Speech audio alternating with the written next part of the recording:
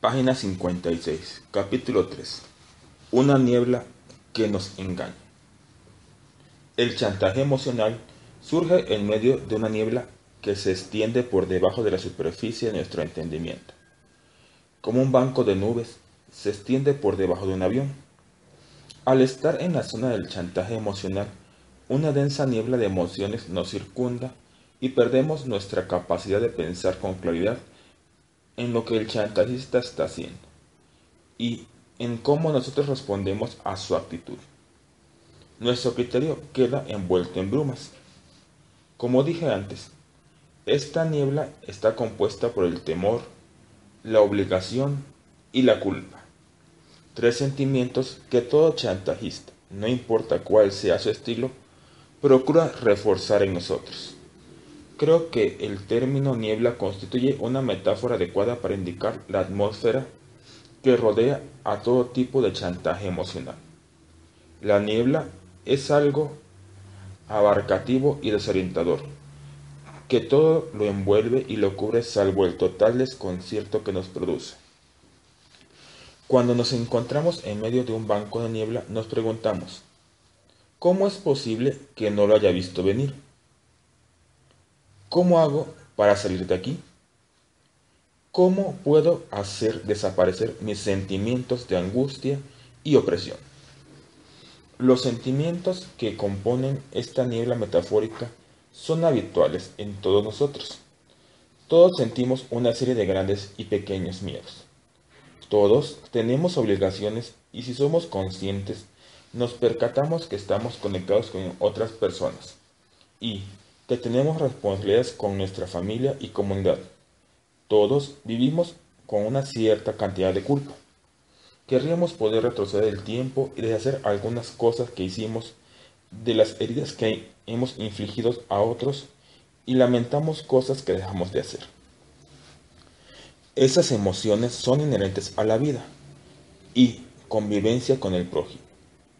Por lo general, aprendemos a vivir con ellas sin que nos abrumen o paralicen. Pero el chantajista aumenta esos sentimientos, aturdiéndonos hasta que nos sentimos tan incómodos que estamos dispuestos a hacer prácticamente cualquier cosa, incluso algo que vaya en contra de nuestros propios intereses, con tal de disminuir esas emociones a nivel más tolerable. Las tácticas a las que recurren para inducir nuestra confusión generan respuestas que son casi tan automáticas como taparse los oídos cuando resuena el estridente sonido de una sirena. En el lugar de pensar, reaccionamos. Y en ese espontáneo reaccionar nuestro reside la clave de la eficacia del chantaje emocional. Cuando el chantajista nos presiona, entre el malestar que nos produce esa presión y nuestra conducta para aliviarlo, no hay prácticamente espacio para la reflexión. Aun cuando cabría pensar que se trata de un proceso cuidadosamente premeditado, la mayoría de los chantajistas emocionales genera esa niebla en forma inconsciente. Cuando nos envuelve la niebla del miedo, la obligación y la culpa, se genera una invisible reacción en cadena cuyo funcionamiento es imprescindible comprender antes de intentar cortarla. La mejor forma de lograr esta comprensión es analizar los distintos elementos que componen esa niebla tan perjudicial. Si bien los describiré por separado, no debe suponerse que se encuentran por completo delimitados. Por lo contrario, suelen suponerse unirse o fusionar como un conjunto. Cabe recordar también que hay tantas causas de miedo, obligación y culpa como personas existen en el mundo. Y, obviamente, me es imposible ilustrar cada una de esas variantes. Tal vez las palabras y actos que desencadenan esos sentimientos en usted difieran de los que describiré a continuación, pero los efectos son los mismos. Todos ellos contribuyen a formar una matriz de malestar que nos impulsan a ceder una y otra vez al chantaje emocional. Una palabra negativa que empieza con M. Miedo. El chantajista emocional construye su estrategia consciente e inconsciente, con base en la información que nosotros le otorgamos acerca de lo que nos causa miedo. Observan de qué cosas huimos y qué nos pone nerviosos. Se fijan en cómo reaccionamos físicamente en respuesta a lo que sentimos. No es que tomen nota constantemente y registren la información para utilizarla, luego en contra de nosotros. Todos absorbemos este tipo de conocimiento sobre las personas que nos rodean. En el chantaje emocional, el miedo transforma también al chantajista, un proceso que analizaré detalladamente en el capítulo 5. De una manera simple y sintética, podemos decir que el miedo que siente el chantajista emocional de no obtener lo que desea se vuelve tan intenso que lo único que puede hacer es centrar su atención en el resultado deseado, lo cual le imposibilita apartar su mirada del objetivo y percibir de qué manera su forma de actuar nos afecta a nosotros. En esa instancia, toda la información que he obtenido sobre nosotros en el transcurso de la relación se convierte en su herramienta para cerrar un trato fomentando por el miedo de las dos partes involucradas. Las condiciones que nos ponen están hechas a medida para que nosotros, si no haces lo que te pido, yo no, llene el espacio en blanco. Ejemplos: te abandonaré, te censuraré, dejaré de amarte, te gritaré, te haré sufrir, me pondré a tu voluntad, te despediré. Sea cual fuere el argumento específico, estará conformado para adecuarse perfectamente a los miedos que hemos evidenciado. En concreto, uno de los efectos más dolorosos del chantaje emocional es que viola la confianza que nos ha llevado a mostrar aspectos íntimos de nuestra personalidad y desarrollar con el chantajista una relación que va más allá de un conocimiento superficial. En las situaciones que se describen a continuación se puede ver de qué manera los chantajistas emocionales muestran los temores que generan las respuestas más intensas. Los fundamentos del miedo. Nuestro primer encuentro con el miedo se produce en la temprana infancia, cuando nos resulta imposible sobrevivir sin el cariño y la dedicación de quienes están a cargo de nuestro cuidado. Esa desvalidez genera un miedo al abandono que algunas personas nunca superan. El ser humano es un animal gregario, y la idea de verse privado del apoyo y el efecto de quienes amamos y dependemos puede resultar casi insoportable. Esto hace que el miedo al abandono sea uno de los más fuertes y abarcadores, y uno de los más fáciles de desencadenar. Lynn, una funcionaria del gobierno de Estados Unidos de casi 50 años, se casó hace 5 años con Jeff, un carpintero de 45. Fue a consultarme porque había acumulado una larga lista de resentimientos contra su marido y quería tratar de encontrar alguna forma de mejorar la relación. Jeff dejó su trabajo después de que se casaron. Fue una decisión tomada en común acuerdo, ya que el sueldo de Lynn les permitía que Jeff se dedicara por completo al manejo de la pequeña hacienda cerca de Los Ángeles, en la que ambos vivían. Pero ese arreglo originó constantes discusiones entre ellos. Palabras de Lynn. Jeff y yo tenemos una relación de absoluta igualdad. Yo gano el dinero y él lo gasta. No, lo que estoy diciendo no es justo. Yo trabajo fuera de casa y él atiende la hacienda, la casa, los animales, la propiedad y a mí. Por momentos en verdad disfruto de esa situación, pero me sentiría mejor si él hiciera un esfuerzo por encontrar algún tipo de trabajo remunerado. La realidad es que la mayor parte de nuestro dinero proviene de mi sueldo, pero Jeff siempre encuentra la manera de gastarlo y yo me convierto en la que pone frenos y reparos cada vez que él quiere algo. Recientemente discutimos sobre nuestros ingresos, nuestros gastos y nuestras prioridades al respecto. y durante los últimos meses comenzó a hacerse el ofendido cada vez que nos ponemos de acuerdo y yo lo contradigo. Entonces digo, ¿qué golpea la puerta? Gritando algo así, me voy. Y se va a los establos. Y él sabe que no puedo soportar cuando se distancia de mí de esa manera. Siempre lo sigo por toda la casa. Basta con que se vaya a otro cuarto para que me sienta como abandonado. Mi primer matrimonio terminó en divorcio y recuerdo que lo que más me dolió de esa separación fue la soledad que sentía al regresar a una casa vacía. Y no quiero volver a sentirme así nunca más. Alguna vez le hablé a Jeff de sus sentimientos y él me escuchó con mucha paciencia, sabiendo que me gusta estar físicamente cerca de él.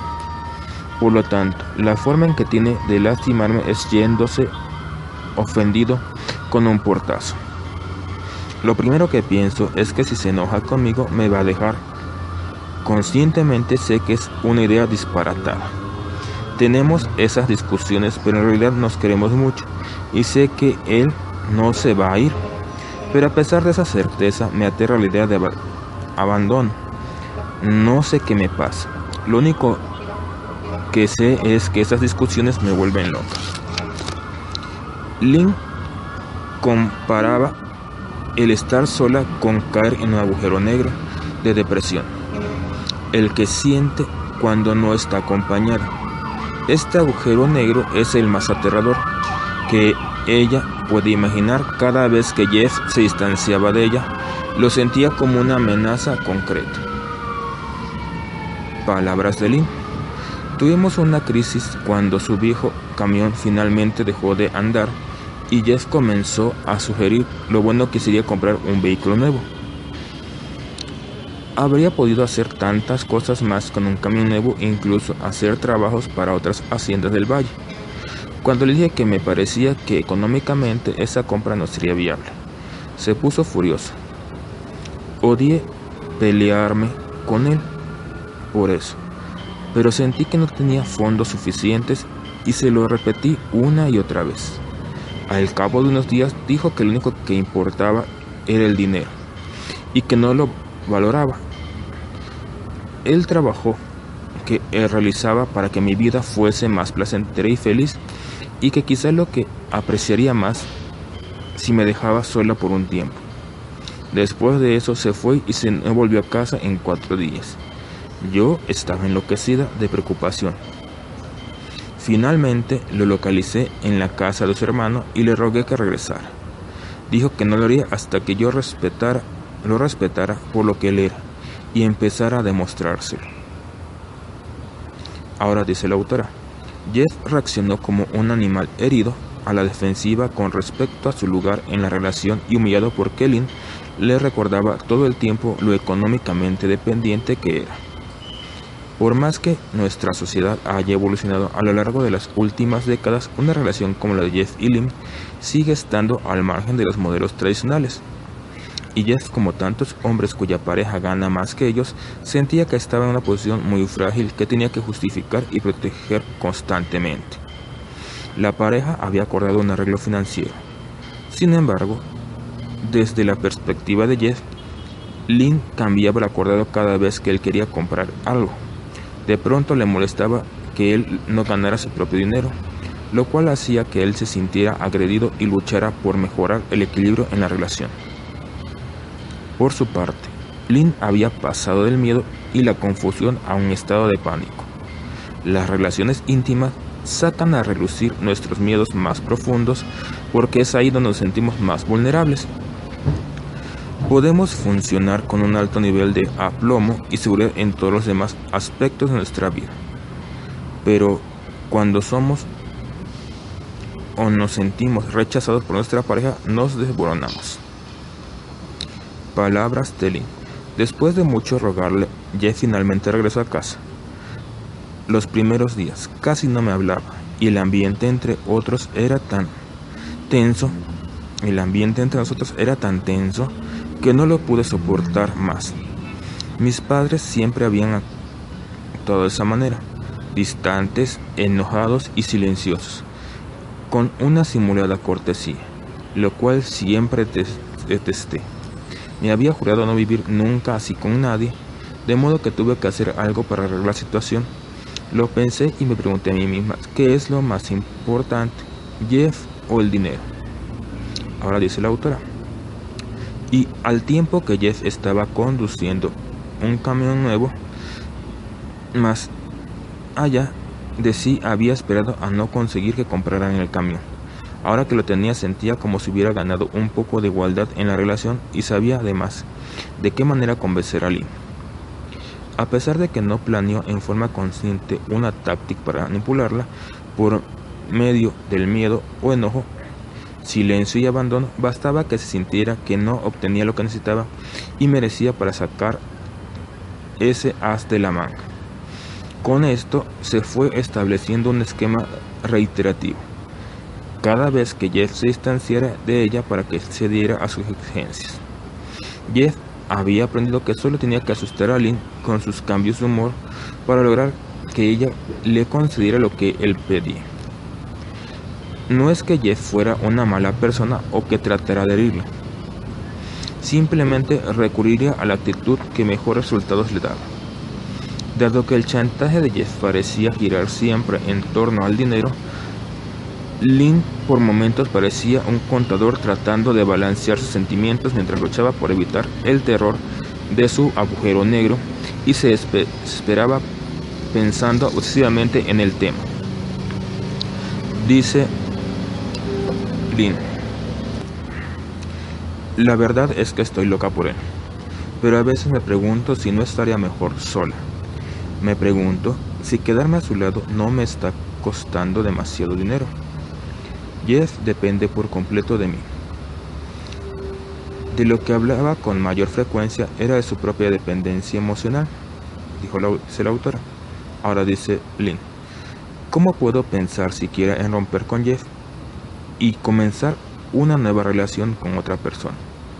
Tengo tanto miedo de volver a deprimirme y a la deprimente situación en la que vivía antes de que nos casáramos. Ahora dice la autora: le hice ver a Lynn que era demasiado drástica.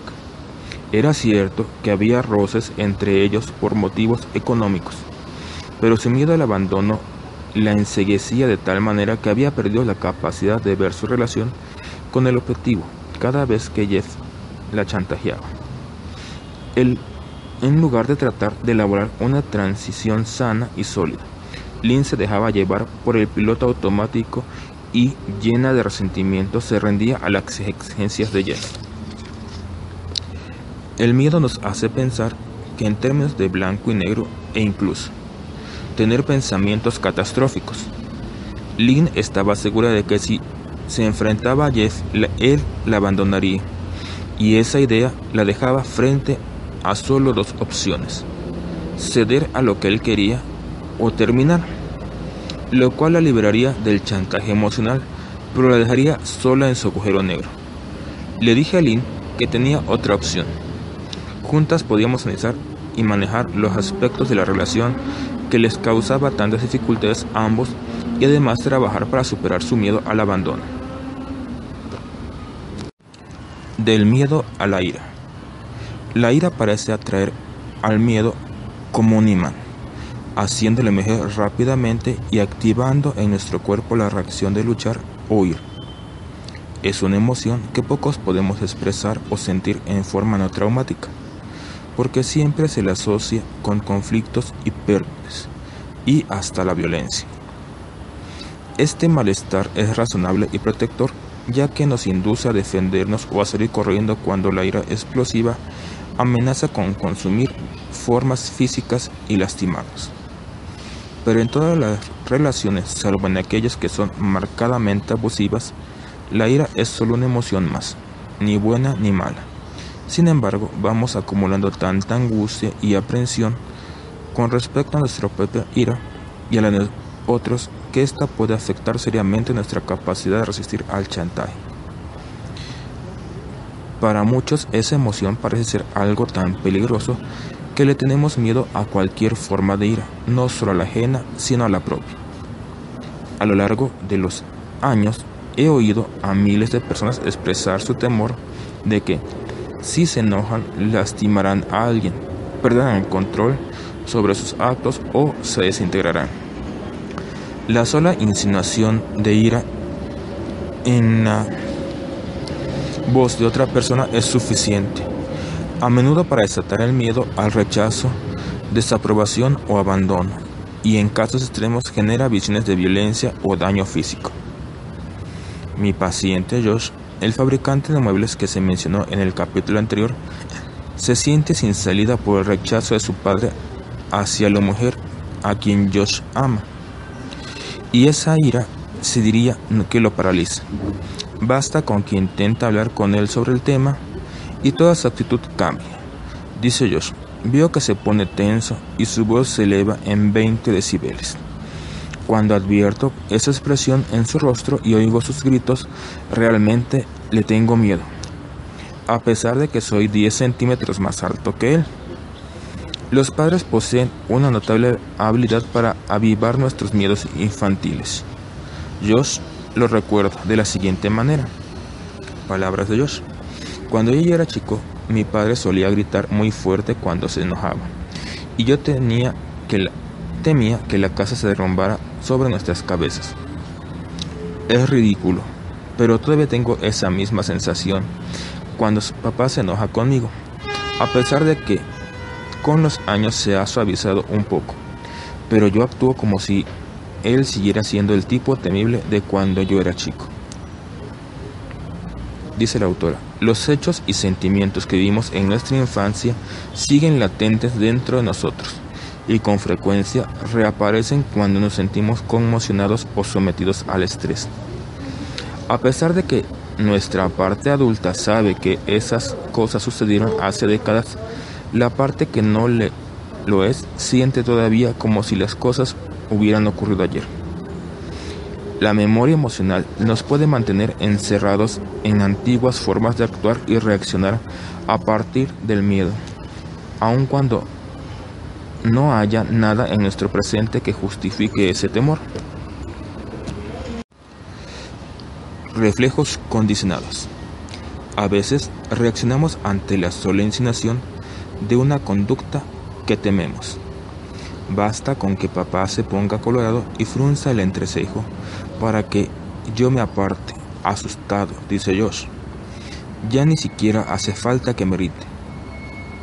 Ahora dice la autora, usted, como muchos de nosotros, habrá cursado la materia de Introducción a la Psicología, en la secundaria o durante sus estudios profesionales, y probablemente recuerde la historia del fisiólogo ruso Iván Pavlov y sus experimentos con perros, es decir, la demostración clásica de lo que se conoce por reflejos condicionados.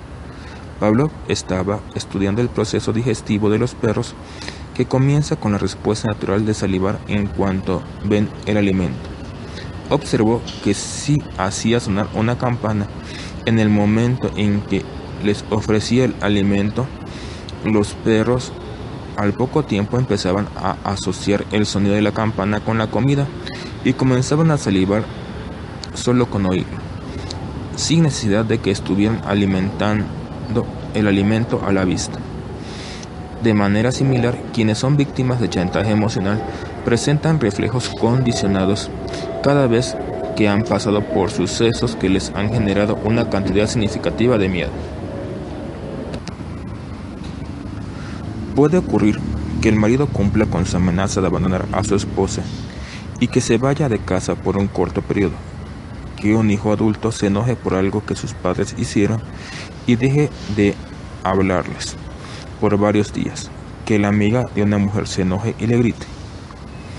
Aun cuando luego se produce una reconciliación, el hecho traumático no se olvida, se convierte en un símbolo del dolor y al evocarlo el chantajista reviva nuestros sentimientos originales de miedo, aplicando suficiente presión como para hacernos ceder a su voluntad.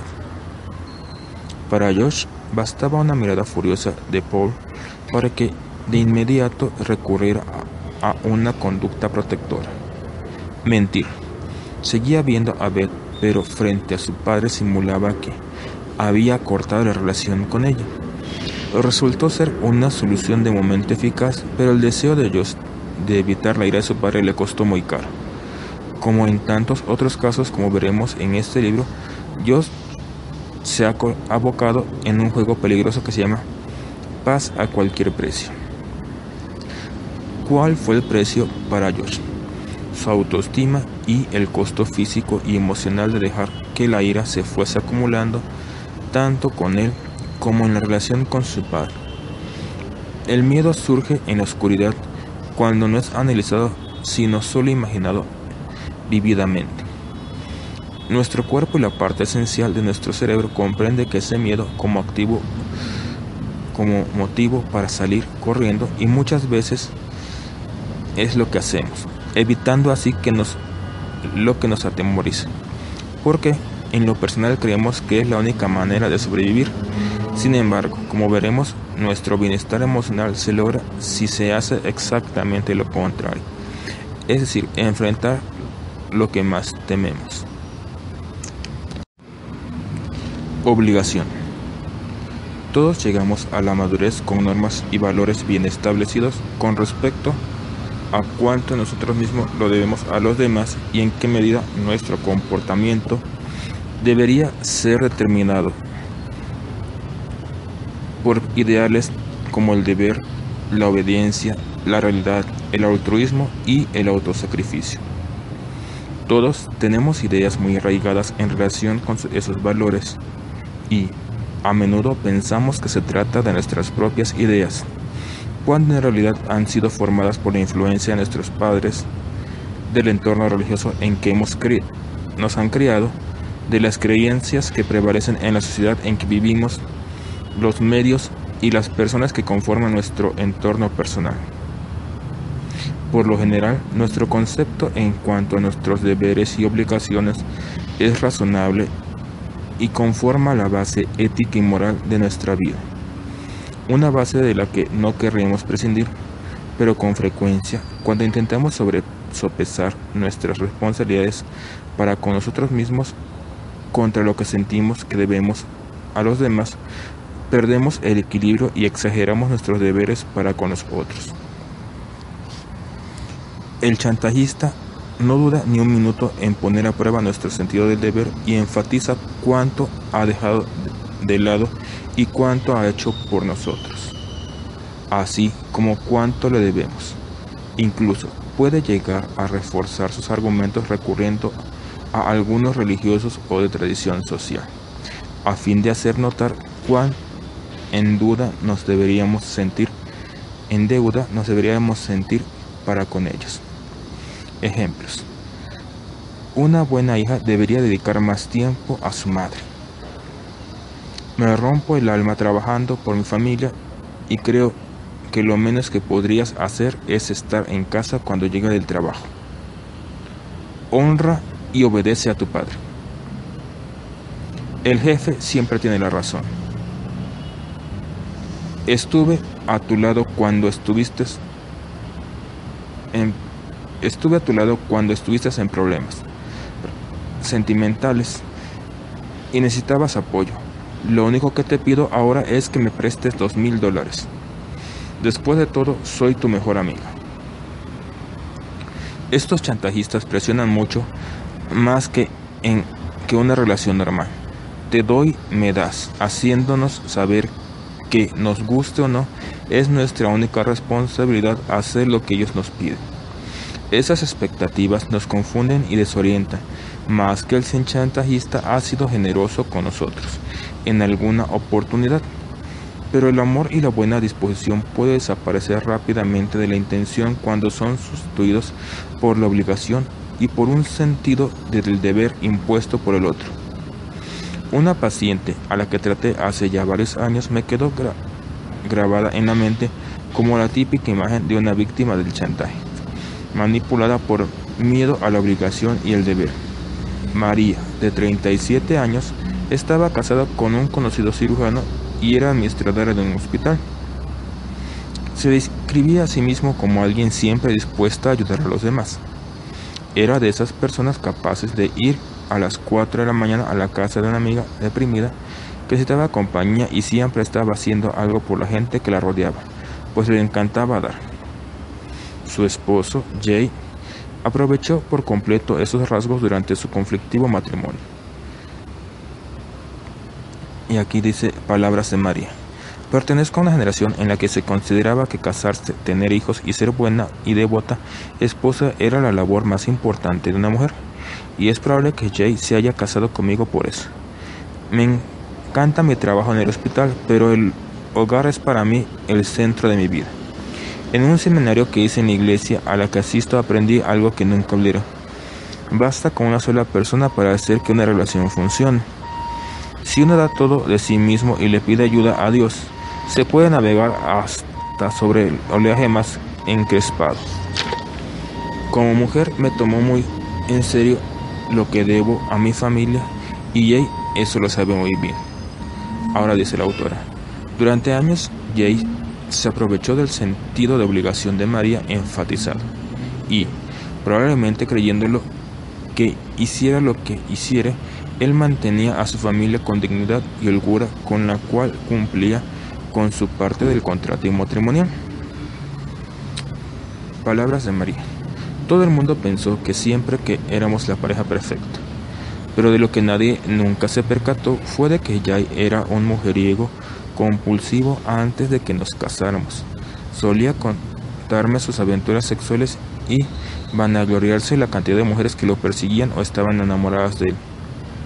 Yo hubiera preferido no enterarme, pero por otro lado me hace sentir bien saber que habiendo tenido tantas oportunidades me había elegido a mí. Ahora me doy cuenta de lo ingenuo que fui. No sé exactamente cuántas aventuras tuvo después de que nos casamos, pero sé que fueron muchas. Tantas convenciones fuera de la ciudad, sus largas horas de trabajo por la noche, la incoherencia de las historias que me contaba y su creciente indiferencia hacia mí eran señales difíciles de ignorar. Luego empezaron a llegar las llamadas telefónicas de amigos que habían visto con otra mujer. Me insistió que decía que la gente no inventaba esas historias, pero me tomó mucho tiempo tener el valor necesario para enfrentarlo y pedirle que dijera la verdad. Infinidad de argumentos, conflictos pasaban por mi mente. Yo sentía que estaba en deuda con él, siempre había trabajado muy duro por nuestra familia. Dice la autora. Jay tomó la ofensiva y presionó a María para que permanecieran a su lado, pasara lo que pasara, porque era su obligación hacerlo. Dice María. Por supuesto, él lo negó todo. No sé cómo te atreves a creer esos chismes maliciosos. Me dijo. No he hecho otra cosa que trabajar y sacrificarme. Para mi familia siempre tenga lo mejor. Hubo muchas noches en las que no me causaba ninguna gracia quedarme hasta tarde en el hospital, pero lo hice por ti. Y ahora me lo reprochas. ¿Cómo puedes siquiera pensar en dejarme y destruir nuestra familia? Fíjate en todo lo que tienes en comparación con otras mujeres. No puedo creer que no aprecies lo que costó lograr todo esto. Cuando termino con su sermón, no pude menos que coincidir con él. Le debía lealtad y confianza. Además, estaban mis hijos de por medio a quienes adoro. ¿Cómo les podía yo hacerles algo semejante a ellos que tanto quieren a su padre? ¿Cómo podía destruir nuestra familia? Después de nuestra conversación, Jay me abrazó y me susurró al oído. Ponte ese vestido negro que tanto te gusta y te llevaré a cenar afuera. Y no quiero volver a oír jamás la palabra de divorcio. Todo lo que escuché no son más que habladurías que no deberían preocuparte. Me sentí tan confundida que me obligué a sonreír, me puse mi elegante vestido negro y salí con él como si nada hubiera pasado. Ahora dice la autora. Jay conocía exactamente los puntos más sensibles de María y sabía cómo tocarlos cuando describía las consecuencias de una eventual ruptura, en términos que apelaban en forma directa a su sentido de obligación para con su familia. Si ella insistía en divorciarse, no solo abandonaría a su marido, tan dedicado a su trabajo, sino también condenaría a sus hijos a una vida de abandono y desdicha. El temor a destruir una familia es lo que mantiene atrapadas a muchas personas en una relación que ya no funciona. Nadie quiere traumatizar o desarraigar a sus hijos o tener que enfrentar el dolor y la confusión que siente un niño en esos casos.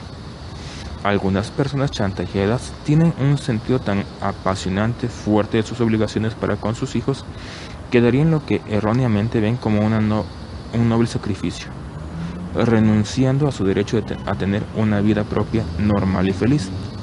A pesar de que María se sentía desechada a la idea de separar a su familia, la horrorizaba y la tenía paralizada. El sentido de obligación de María era tan fuerte que se convertía por su propio peso en su característica más notable. Se enorgullecía de él y por instinto se defendía contra cualquier insinuación en el sentido de que no había actuado de acuerdo con sus propios criterios, recurriendo a una exageración tras otra. Jay deformó el verdadero significado de las palabras obligación y responsabilidad y utilizó esos términos de tal manera que terminaron por tapar sus infidelidades. Tal como planteaba él, la obligación de María para con su marido era omnicomprensiva. Su obligación para con ella terminaba cuando y donde él decía. En este caso, la idea de serle fiel en su actitud torturada de ¿cómo puedes hacerme eso a mí? No se tenía a considerar cómo él podía hacerle eso a ella y a sus hijos cuyas vidas ya estaban siendo afectados por el estrés que sus aventuras habían agregado a la vida familiar. Pero sería muy bueno que los chantajistas fueran tan sensibles respecto de los sentimientos ajenos como ellos pretenden que uno sea con los de ellos. Jay se negaba a hacer algo para evitar la desintegración de su pareja, alegando que estaba demasiado ocupado y que, además, no hacía falta. Él no había hecho nada malo y si María se sentía desdichada era ella quien debía recurrir al psicoanalista para volver a la relación a su situación original. Le recordé a María que independientemente de la posición que Jay o para el caso cualquier otra persona asumiera, ella tenía la obligación de cuidar tanto de sí misma como de los demás. La vocación de María por la autonegación que la hacía actuar como lo indicaba Jay no se originaba del respeto por ella misma ni a partir de un análisis de sus opciones, simplemente era una reacción automática al chantaje emocional. Como suele ocurrir con personas fácilmente manejables por miedo de su sentido de obligación. María pensaba en hacer lo que era mejor para todo el mundo, menos para ella misma. A la mayoría de nosotros nos cuesta muchísimo definir los límites que demarcarán dónde empiezan y no terminan nuestras obligaciones para con los demás. Y cuando nuestro sentido de obligación es más fuerte que nuestro sentido de autorrespeto y autocuidado, el chantajista aprende rápidamente a aprovecharse de esa circunstancia. La obligación permanente. Algunos chantajistas analizan el pasado en forma selectiva para encontrar una razón por la cual nosotros les debemos lo que sea que ellos nos piden. Para un chantajista, la memoria se convierte en un canal de las obligaciones que permanentemente muestra actitudes bondadosas y generosas que el chantajista tuvo para con nosotros. Cuando el chantajista nos brinda algo positivo, ese gesto no se queda para él en el olvido. Más que un regalo, sus actitudes son un préstamo abierto que exige un pago con intereses que no nos permite nunca terminar con la deuda. El chantajista pone particular énfasis en sus sacrificios por nosotros, que no fueron hechos con un corazón abierto y generoso, sino con la intención de acumular puntos que puedan ser canjeados en una próxima oportunidad. Cuando la víctima del chantaje se convierte en chantajista. Al principio de mi trabajo con Lynn, descubrí que se defendía del chantaje de su marido, chantajeándolo a su vez.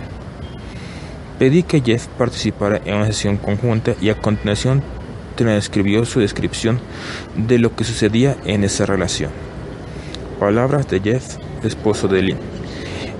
He llegado a un punto en el que me tengo que alejar de ella por unos días.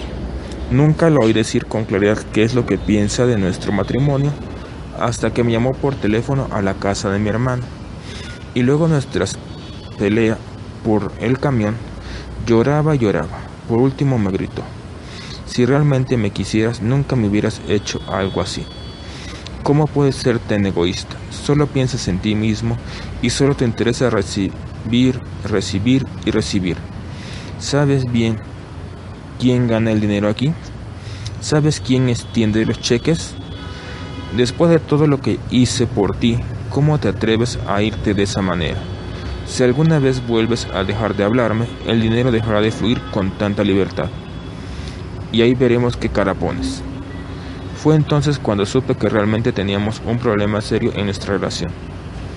Después de esa discusión, quedamos los dos tan aterrados al ver qué nos estaba pasando, que decidimos buscar ayuda profesional. Ahora dice la autora: como muchos chantajistas, Lynn indicó al sentimiento de Jeff de estar en deuda con ella, y a la vez emitió una serie de juicios negativos sobre su carácter y sus motivaciones. Había hecho todo lo posible por lograr que Jeff se quedara a su lado, y fue más allá de marcar sus obligaciones para con ella hasta que él terminara tan realizado como ella. Lynn había renunciado a su posición de poder en el momento en que frenética comenzó a buscarlo por todas partes, rogándole que volviera a su lado para recuperar el poder perdido. El rol del chantajista lo asumió ella. Suele ser muy frecuente que dos personas en cualquier tipo de relación inviertan los roles y desempeñen alternativamente el papel de víctima y victimario. Una persona podría chantajear a la otra, pero raras veces ese chantaje es totalmente unilateral. Podemos ser víctima del chantaje en una relación determinada y convertirnos en chantajista en otra. Por ejemplo, si su jefe utiliza el chantaje emocional para manipularlo, la frustración y el resentimiento que siente y no quiere o no puede expresar frente a él puede llevarlo a utilizar esas mismas tácticas con su pareja o con sus hijos a fin de recuperar cierta sensación de poder. O como en el caso de Lynn y Jeff, el cambio puede producirse dentro de una misma relación, con la víctima que pasa a chantajear al chantajista. La obligación es un sentimiento particularmente difícil de mantener dentro de los límites razonables en nuestra vida. Si tenemos de menos, eludimos nuestras responsabilidades. Si tenemos demasiado, como cuando Lynn comenzó a pasar factura por cada contribución que hacía a la relación, nos sentimos presionados por el peso de deudas ineludibles y el inevitable resentimiento que ellas generan. La reacción inmediata es el chantaje. La culpa. La culpa es una parte integral de toda persona sensible y responsable. Constituye un elemento de la conciencia que en su forma no distorsionada señala incomodidad y autorreproche cuando hacemos algo que viola nuestro código ético, personal o social. La culpa nos ayuda a mantener en funcionamiento nuestra conducta moral, dado que se le percibe como una sensación muy dolorosa. Domina nuestra atención hasta que hagamos algo por aliviarla. Para evitar la culpa, tratamos de no dañar o herir a nuestro prójimo. Confiamos en esa medida activa de nuestro comportamiento y creemos que cada vez que sentimos culpa es porque hemos traspasado nuestros límites, violado las normas que hemos fijado para nosotros mismos acerca de qué es aceptable y qué no lo es en nuestra relación con los demás. A veces ello corresponde con la realidad y nuestros sentimientos de culpa constituyen la respuesta adecuada al hecho de haber actuado en forma hiriente, ilegal, cruel, abusiva o deshonesta. Los sentimientos de culpa se mezclan en nuestra vida cotidiana si es que tenemos conciencia. Lamentablemente, nuestro sentido de culpa puede impulsarnos a hacer una acción errónea del impacto de nuestros actos. como una alarma de automóvil excesivamente sensible que se supone debería alertarnos solo ante un intento de robo, pero que suena cada vez que un camión pasa junto a nuestro vehículo. Los sensores de la culpa también pueden enloquecer cuando esto es así. No solo sentimos culpa justificada antes descrita, sino que también lo que yo denomino culpa inmerecida. En la culpa inmerecida, el remordimiento que nos invade tiene poca relación con la identificación y corrección de un comportamiento negativo. Este tipo de culpa, que constituye en gran porcentaje la niebla con la que el chantajista nos enceguece, se complementa con acusaciones y una presente autoflagelación. Por ejemplo, el proceso que genera la culpa inmerecida se desarrolla en el siguiente forma. 1. Yo actúo. 2. La otra persona se altera. 3. Asumo la total responsabilidad del enojo de la otra persona, tenga yo algo que ver con ese enojo o no. 4. Me siento culpable. 5. Haré cualquier cosa por reparar el supuesto daño a fin de poder volver a sentirme mejor. O específicamente. 1. Le digo a una amiga que esta noche no puedo ir al cine con ella. 2. Ella se enoja. 3. Me siento muy mal y pienso que su enojo es culpa mía. Me considero una mala persona. 4. Cancelo los otros planes que tenía para poder ir al cine con mi amiga. Ella de inmediato se siente mejor y yo también por el solo hecho de que ella se siente mejor. La culpa inmerecida puede no estar relacionada con lastimar o hacerle daño a alguien, pero sí con nuestra convicción de que lo hemos hecho. El chantajista emocional nos estimula a que asumamos la responsabilidad total por sus quejas y su infelicidad, haciendo todo lo posible por reprogramar en nosotros el mecanismo básico y necesario de la culpa justificada, y convertirlo en un centro general de culpa inmerecida, con señales de alerta que, cual semáforos acusadores, nos enmarcan como culpables en un destello continuo e interminable. El efecto es muy intenso. Todos queremos creer que somos buenas personas y la culpa que el chantajista genera agrede nuestra autoestima, así como la percepción de nosotros mismos como personas cariñosas y queribles. Nos sentimos responsables del dolor chantajista y le creemos cuando nos dice que al no acceder a sus deseos estamos contribuyendo a su miseria y malestar. Lo que genera la culpa. Echando la culpa de sus problemas y dificultades para alcanzar objetivos es una de las formas más rápidas y directas que utiliza el chantajista a fin de generar culpa inmerecida en nosotros. Dado que nuestro sistema de generación de culpa es activado por situaciones que nos impulsan a preguntarnos: ¿he lastimado o perjudicado a alguien?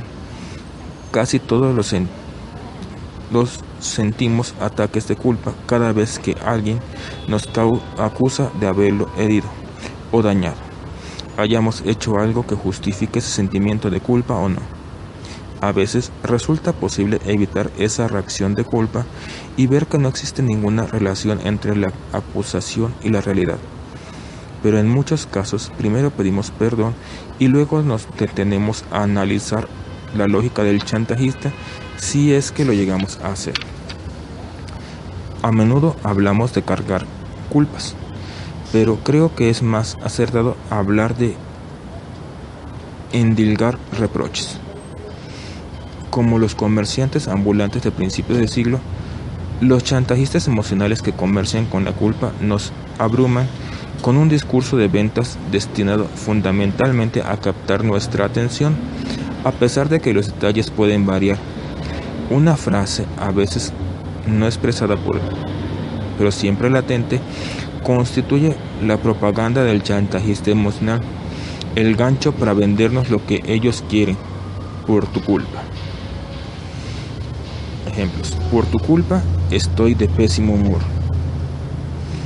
Tengo un resfriado espantoso por tu culpa. Sé que estoy bebiendo demasiado, por tu culpa.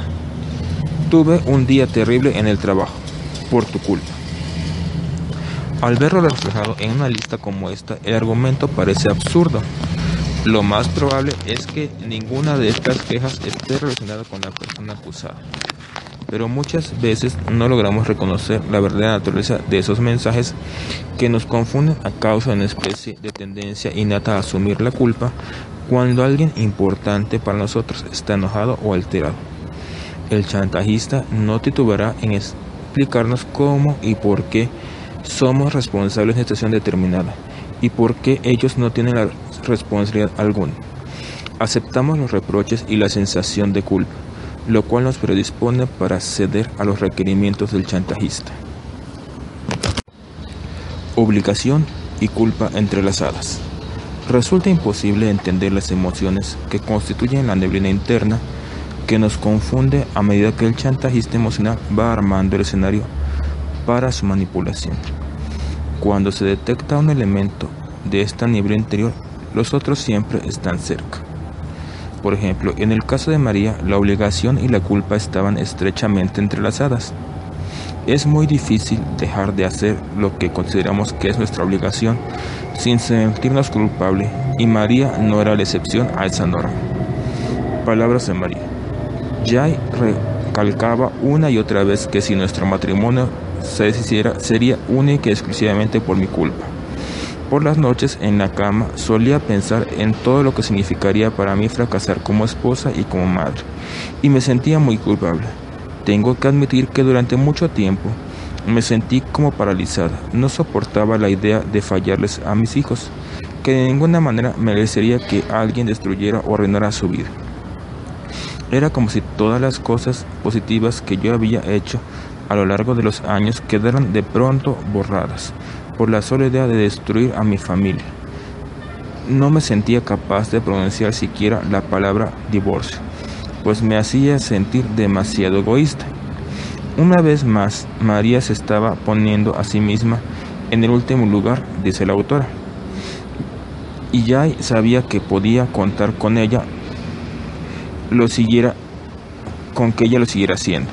A pesar de que el comportamiento de Jay le daba sobradas razones para sentirse furiosa y herida, esos sentimientos quedaban tapados por su creciente sensación de culpa. Mucha gente, al igual que María, se relaciona a nivel cotidiano con un chantajista que las manipula por miedo de la culpa, pero el resentimiento e incluso el desprecio por su propia persona que se va acumulando en su interior resulta corrosivo, con pocos momentos de consuelo o de intimidad real. Lo que por fuera parece un matrimonio o una amistad se convierte en un cascarón hueco. Chantaje sin límites. Una vez que el chantajista ve que la culpa de su víctima le es de utilidad, el tiempo pasa a ser algo irrelevante. Si no hay incidentes recientes que reprochar, cualquier suceso del pasado resulta útil. No hay punto a partir del cual el suceso generador de culpa pierde intensidad o puede ser considerado como reparado. Quien es víctima del chantaje emocional pronto descubre que, sea cual fuere su transgresión real o imaginaria, nunca prescribe. Nunca se llega a un punto en el que un viejo crimen deje de ser una ofensa que merezca ser castigada. Karen, la enfermera que conocimos en el capítulo 2, era manipulada por su hija Melanie, la cual nunca dejó de recordarle un accidente que ocurrió durante su infancia. Palabras de Karen. Desde hace ya mucho tiempo, mi marido, el padre de Melanie, murió en un accidente automovilístico cuando Melanie era pequeña. Ella estaba con nosotros en el auto. Sufrió heridas graves y la cara le quedó desfigurada. Por supuesto, fue sometida a una costosa cirugía plástica y quedó muy bien, pero sigue muy acomplejada por algunas marcas que le quedaron en la frente. Además, durante años le pagué sesiones de psicoterapia, porque sé cuán difícil fue todo eso para ella. A mí me costó mucho tiempo manejar mi propia culpa por lo ocurrido aquella noche. Sé que fue la culpa de otro conductor, pero no puedo dejar de pensar en que si no hubiéramos doblado por aquella calle, o si hubiéramos salido al día siguiente como mi esposo quería, o si Melanie tenía su propia versión de por qué yo soy la mala de la historia. Nunca deja de recordarme que íbamos de campamento porque yo había insistido en que necesitaba descansar y desconectarme de trabajo. Si no hubiera pensado tan egoístamente en mí misma y en tomarme vacaciones por unos días, nuestro coche no habría estado donde estuvo en ese momento y el accidente no se habría producido. Yo sé que es totalmente irracional, pero su argumento encaja con mi propio sentido de culpa, y es así como siempre termino dándole lo que ella me pide. Ahora dice la autora, por más que Karen tratara de mitigar su propia culpa, Melanie nunca dejaba que olvidara del todo. Al igual que todas las víctimas del chantaje emocional, Karen descubrió que ceder una o dos veces a las exigencias de su hija no ponía punto final a su chantaje, sino que solo intensificaba la exigencia. Dice Karen, a veces me pregunto si tendré que pagar por esto durante el resto de mi vida.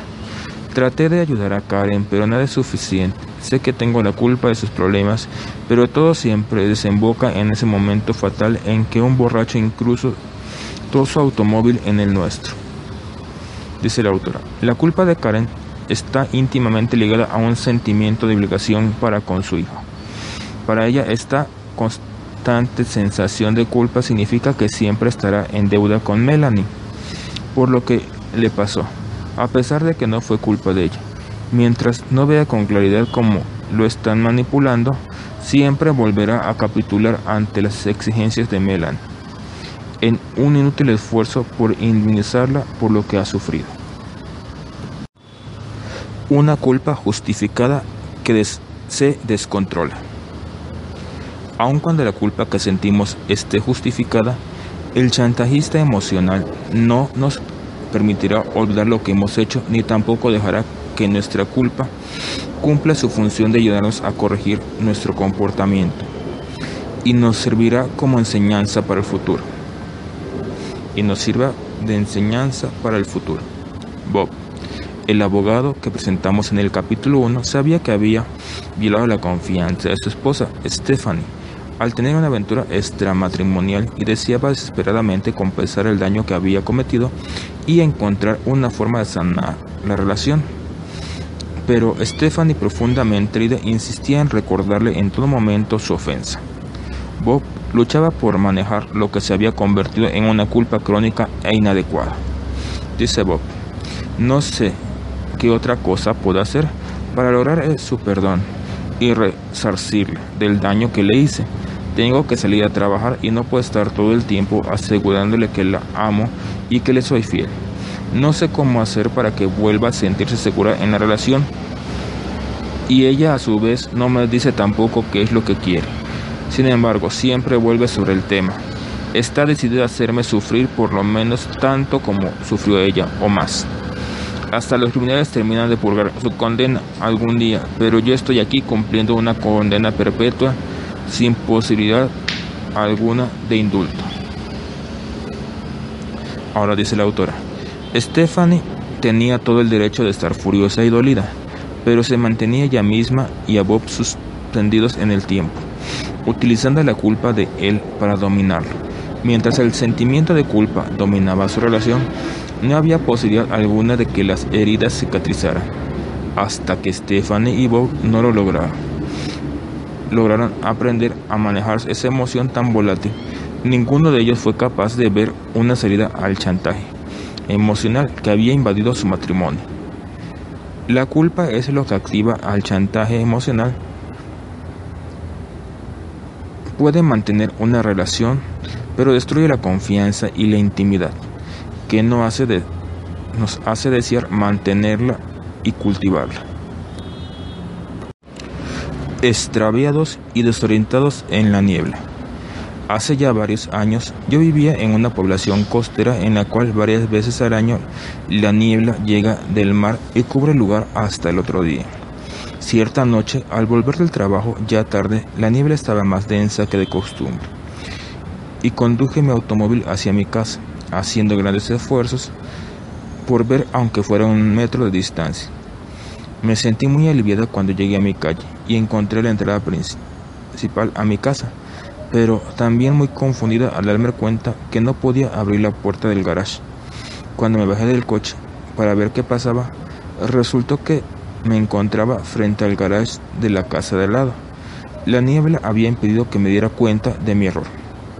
Lo que me ocurrió aquella noche es exactamente lo que nos sucede cuando estamos cubiertos por la niebla del chantaje emocional.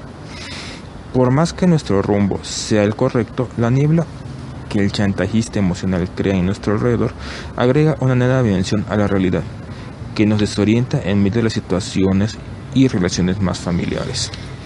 Cuando la niebla del chantaje controla nuestras vidas, carecemos de estabilidad emocional, distorsiona nuestra perspectiva, desfigura nuestra historia personal y encandila nuestra visión respecto de lo que ocurre alrededor.